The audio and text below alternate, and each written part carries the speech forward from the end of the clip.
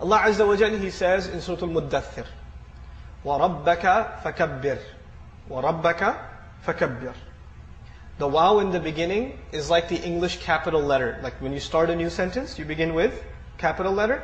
In Arabic, waw can be used for many things, over 21 things. One of them is al-isti'naf, to start a new sentence. So you could think of the waw in the beginning as a new sentence. The rest of the ayah says, رَبَّكَ فَكَبِّرْ. Now listen to this carefully. What's the first letter you hear when I say رَبَّكَ? What's the first letter of the Arabic alphabet that you hear? Everybody heard the ra? رَبَّكَ. Now listen for the last letter. رَبَّكَ فَكَبِّرْ. What's the last letter you heard? Okay.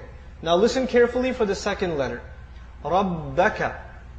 What's the second letter? رَبَّكَ. Ba. Listen for the second last letter. رَبَّكَ فَكَبِّرْ. What's the second last letter? Ba.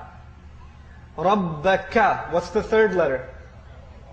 Kaf. رَبَّكَ فَكَبِّرْ. What's the third last letter? You notice something?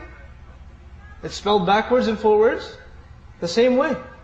It's spelled backwards and forwards the same way. In English literature, we call this a palindrome. Something that spells backwards and forwards the same way. Like Bob or race car. Race car is an interesting palindrome in English.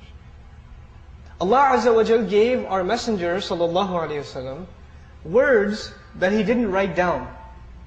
وَمَا تَخُطُّهُ بِيَمِينِكَ. Allah tells him, you didn't write anything down with your hand. You don't know how to write.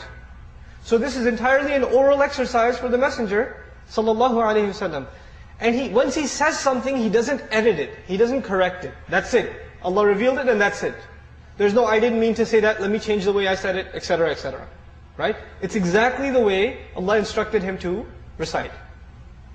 The challenge for mankind is, you see, the ayah, the simple translation of the ayah would be, declare the greatness only of your Lord.